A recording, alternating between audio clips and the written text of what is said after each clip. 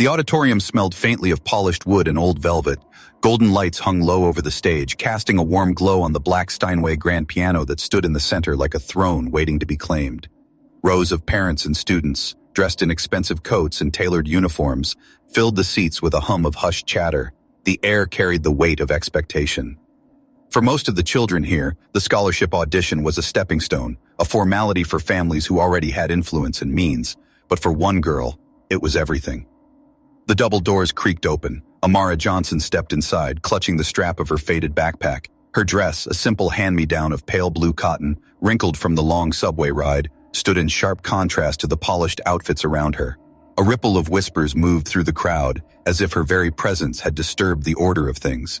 She lowered her eyes, pretending not to hear. She had grown used to whispers. From his seat near the judge's table, Principal Richard Thompson leaned back with his arms folded, his silver cufflinks catching the light. His mouth curved into a smirk. He was the type of man who wore arrogance like a second skin, polished and practiced, the kind that turned every word into a performance. His voice cut through the murmurs, loud enough for the room to hear.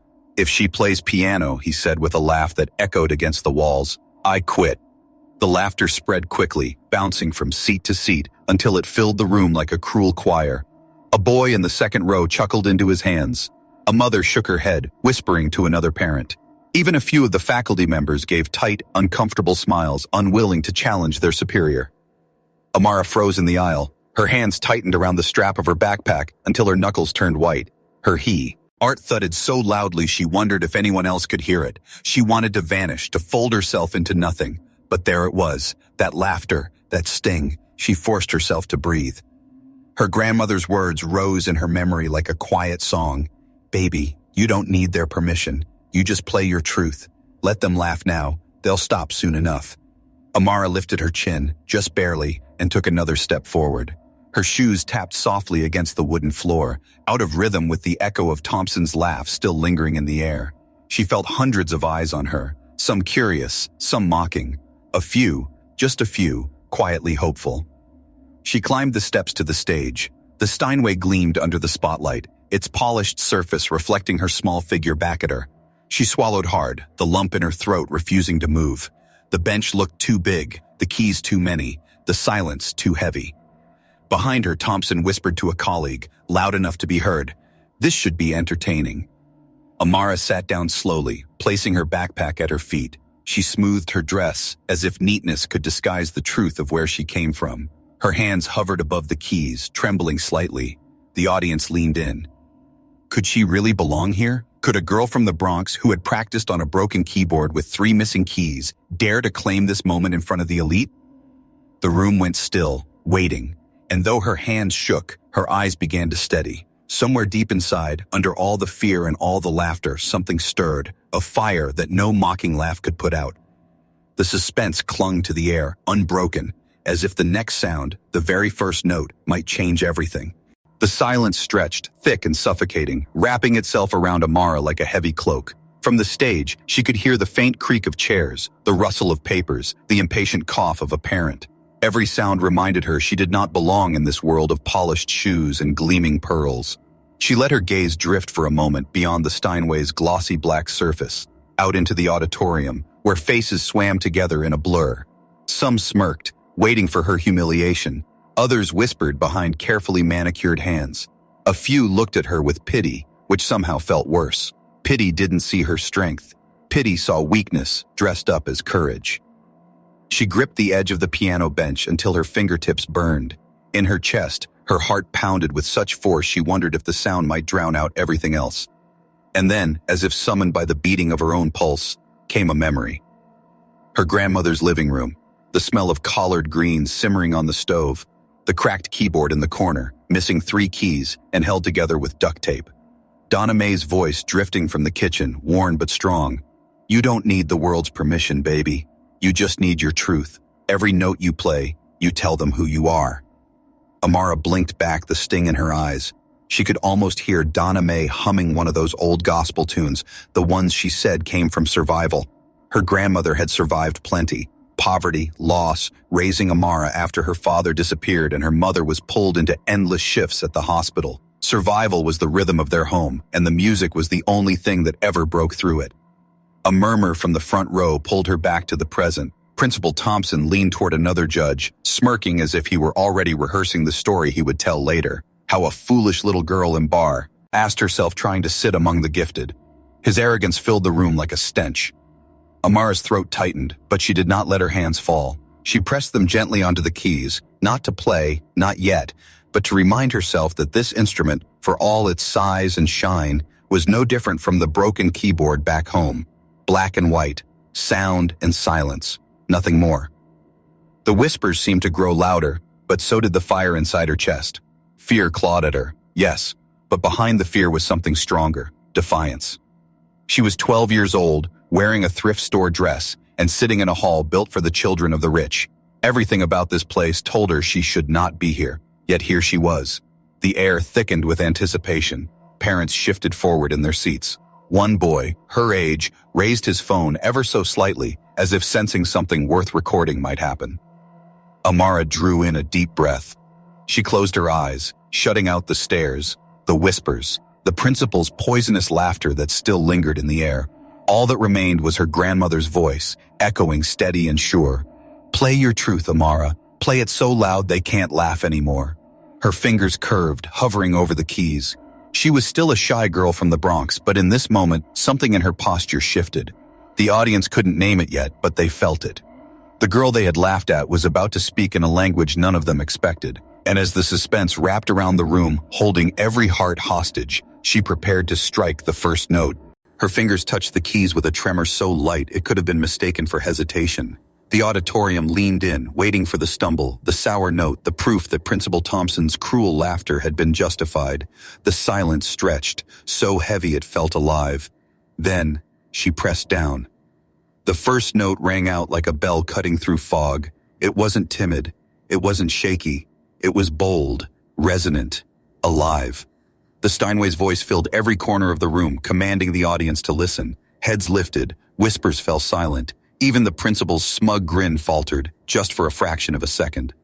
Amara didn't stop. She followed with another note, then another, weaving them into the opening of Rachmaninoff's Piano Concerto No. 2. Her small frame seemed to expand as her hands moved, each key carrying more than sound. It carried her story. The broken keyboard back home, the subway rides in the dark, the nights when dinner was just rice and water. Each strike of her fingers poured that struggle into something too beautiful to be ignored. The crowd that had been laughing moments ago now sat stiff, their eyes wide. Some parents glanced at each other, searching for words but finding none. One mother lowered her phone, realizing she was witnessing something that demanded reverence, not casual recording. Amara's body swayed gently with the music, no longer trapped by the weight of fear. Every note she played carried her grandmother's voice inside it, every chord a defiance against Principal Thompson's arrogance. The concerto rose like a storm, rolling through the hall, gathering force. The boy in the second row who had laughed earlier was now leaning forward, his mouth slightly open. A teacher who had smirked before found her eyes stinging with tears.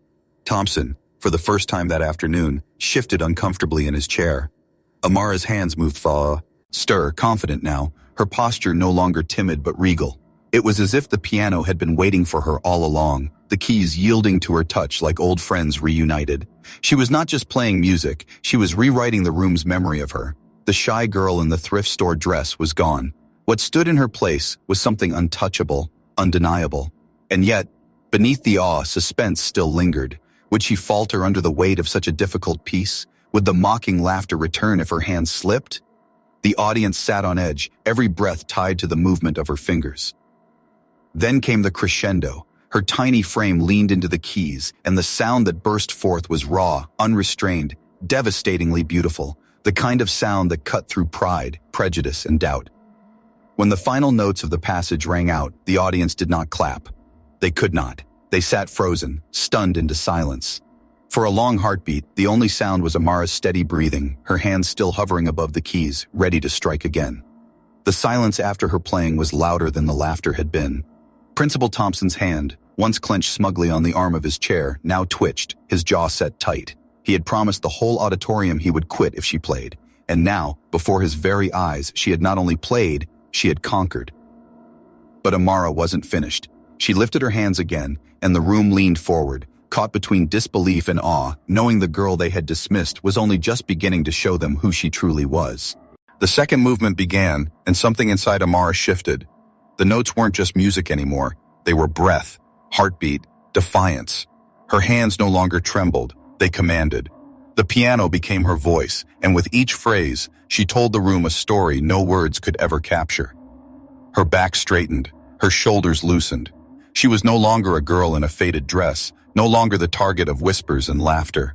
On that bench, under the heat of the spotlight, she was transformed. Every note spilled out like truth unchained, carrying the rhythm of her life. The cracked linoleum floor of her grandmother's apartment, the hum of the Bronx streets outside her window, the muffled sobs of her mother coming home exhausted from another double shift. The music rose higher, louder. Each chord was a protest. Each run across the keys was a declaration. I am here. I belong. You cannot laugh me away. The audience began to unravel. A woman in the front row, diamonds glittering at her throat, covered her mouth as tears welled in her eyes. A boy who had snickered earlier pressed his palms together, leaning so close his forehead nearly touched the seat in front of him. Even the judges, once stiff and skeptical, were exchanging glances they could no longer hide, glances that said they were witnessing something rare, something extraordinary. Principal Thompson, however, sat rigid, his face tightening with every passing bar. His smirk had long disappeared, replaced by something harder to name, anger, perhaps, or fear. He gripped the arms of his chair so tightly the knuckles of his hands turned pale. He had been so certain, so sure this would be a spectacle, a humiliation he could use to reinforce his belief that brilliance was reserved for the privileged. Instead, with each note Amara played, his certainty was being torn apart. Amara's eyes were closed now. She wasn't playing for them anymore. She was playing for herself, for her grandmother, for the little girl who used to press broken keys until her fingers ached because she believed music could take her somewhere better. She poured every piece of herself into the performance, the loneliness, the hunger, the hope, the faith. The music grew furious, then tender, then furious again, like waves breaking against a cliff, relentless and unstoppable. By the time she reached the heart of the concerto, there was no denying what she had become.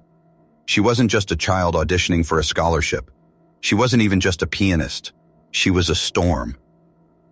The audience felt it, raw, unfiltered, undeniable. Some sat with their mouths open, others with tears streaming silently down their cheeks. The air vibrated with the power of it, a power too big for a 12-year-old girl to carry, and yet she carried it with ease. The final chord of the passage thundered across the auditorium, reverberating like an earthquake. For a split second, the sound hung in the air, refusing to let go, demanding to be remembered. Then silence. Amara opened her eyes. She was breathing hard, her hands resting gently on the keys, as if she could still feel the storm pulsing beneath them. The audience sat motionless, their earlier laughter and whispers now a memory burned away by awe. And though she said nothing, though her lips never parted, the message was clear. The chains they had tried to wrap around her, poverty, doubt, prejudice, had shattered. She was free, and they all knew it. The silence that followed her final chord seemed to stretch forever. No one dared move, as though even the scrape of a chair leg would desecrate what they had just heard. Then, slowly, like a wave beginning to rise, the auditorium stirred. Gasps, a muffled sob, the sound of someone whispering, "My God!" And then, clapping. It began with one pair of hands, hesitant and trembling, and then another, louder, firmer. Soon the hall erupted into applause so thunderous it shook the velvet curtains. Parents stood to their feet, students rose beside them, and the ovation grew, filling the air with something greater than noise. It was surrender.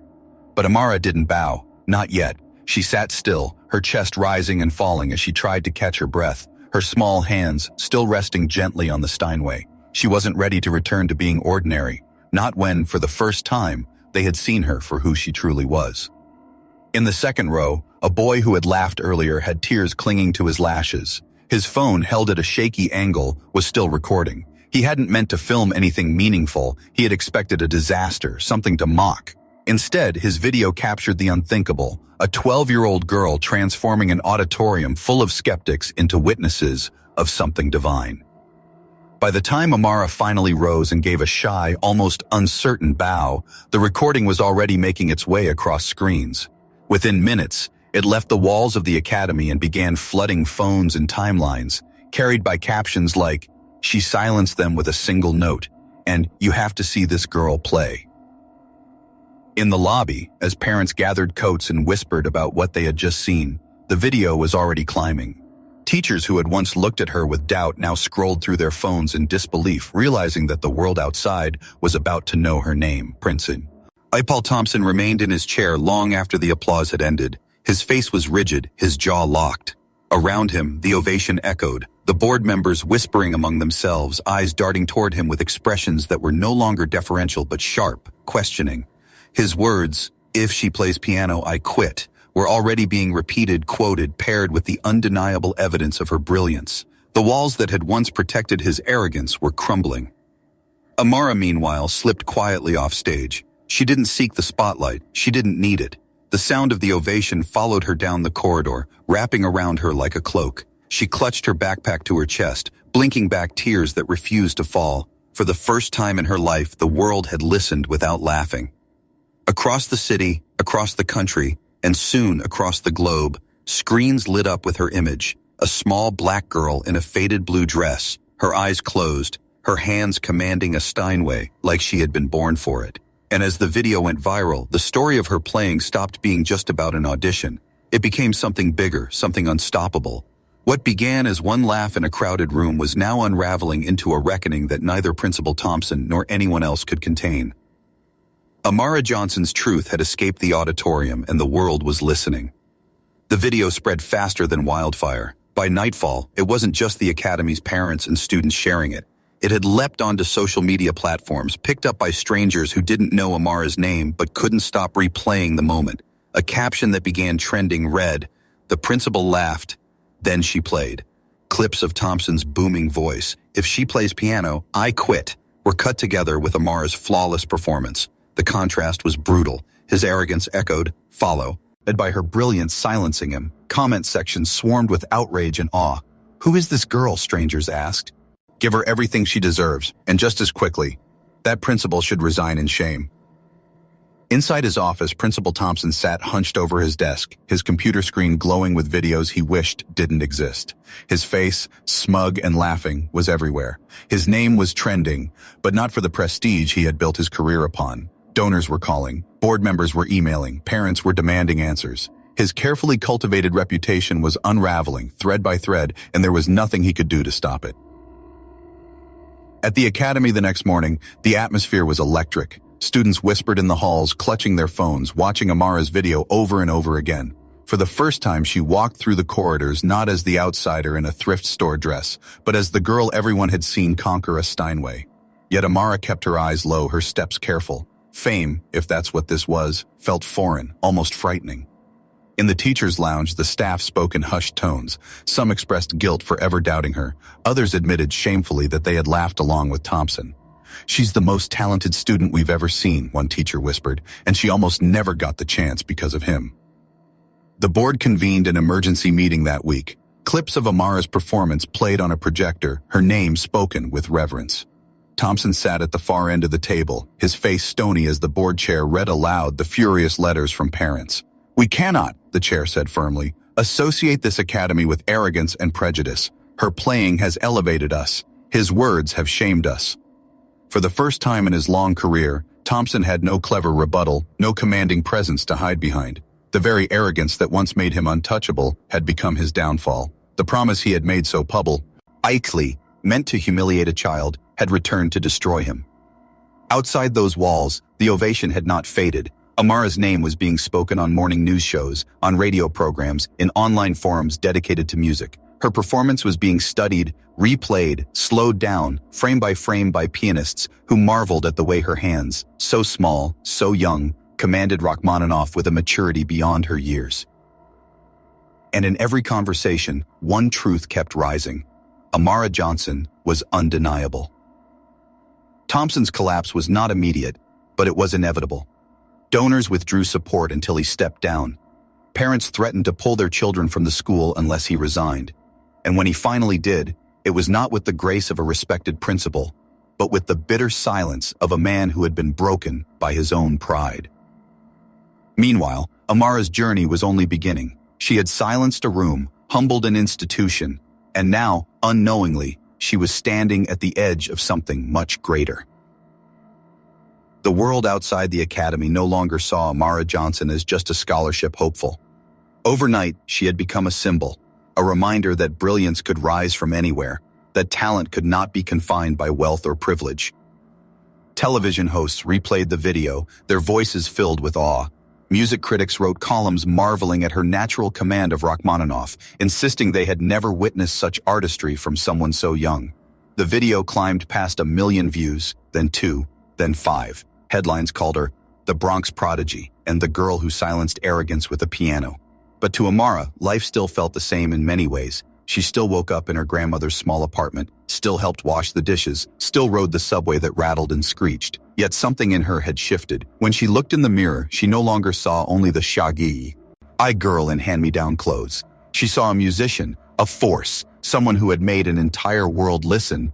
At school, students who once ignored her now trailed after her in the hallways. Some begged for autographs, others asked how she had learned to play like that. Teachers who had barely spoken to her before now offered private lessons, encouragement, opportunities.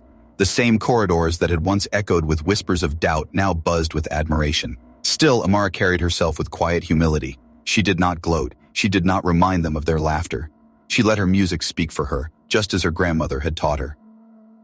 Yet behind her calm exterior, something burned brighter every day, a determination to keep proving herself, not for the crowd, not for the applause, but for the little girl inside who had once wondered if she truly belonged anywhere at all. It wasn't long before the invitations began.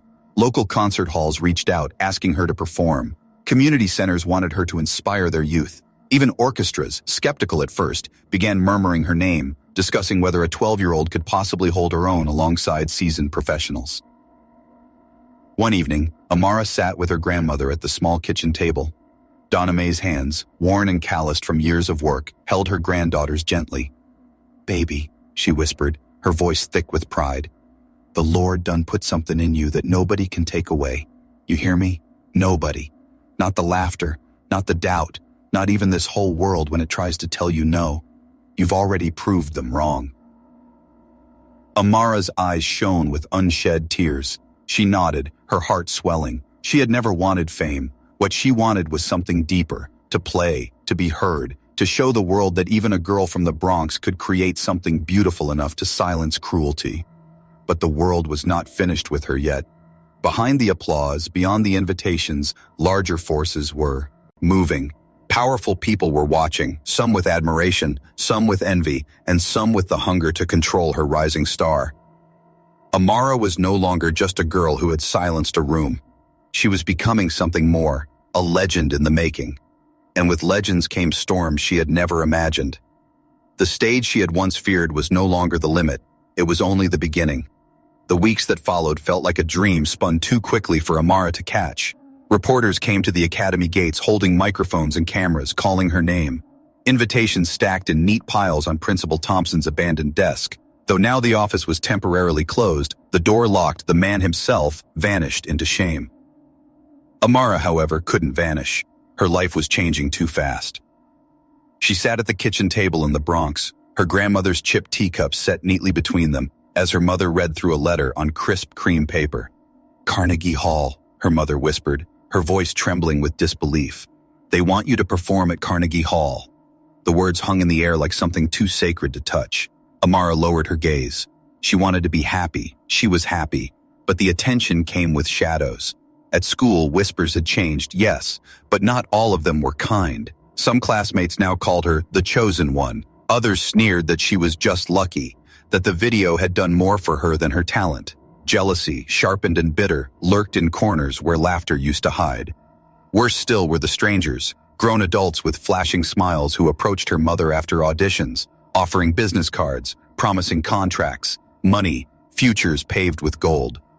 Their voices were slick, their eyes calculating. Amara could feel the weight of their gaze, as if they saw not a child but a commodity waiting to be claimed. Her grandmother, sharp-eyed and protective, refused them all. "She's a child," Donna Mae snapped more than once. "She needs music, not vultures." But Amara could sense it. Every day, the world pulled harder at her, demanding more than she knew how to give. At night, she sat by the cracked keyboard in her grandmother's apartment. The keys, uneven and chipped, had been her first teacher. She pressed them softly, her fingers remembering the old rhythms, the quiet gospel hums her grandmother once sang, but the sound no longer matched what burned inside her. The world was demanding more, louder, grander, and she was terrified. One evening, as rain lashed the Bronx streets, Amara overheard her mother whispering in the kitchen, "She's just a child, Mama. What if all this crushes her?" Her grandmother's reply was steady but low, "Pressure makes diamonds, baby, and that girl was born to shine." But Amara wasn't sure. She lay awake that night, staring at the cracked ceiling, wondering if she could bear the weight of being more than just herself. Could she hold up under the eyes of the world? Could she keep playing for truth, or would she get lost in the storm that fame was bringing to her door? The next morning, as she walked through the academy halls, she felt the storm brewing. Teachers smiled with a reverence that felt heavy. Students stared as though waiting for her to fail. News vans idled outside the gates, hungry for another headline. For the first time, Amara realized this wasn't just about music anymore, it was about survival. And as she sat before the Steinway again, lifting her hands toward the keys, she knew the laughter that once haunted her had been replaced by something even more dangerous: expectation. The storm had come, and Amara would have to decide whether to rise with it or be swallowed whole.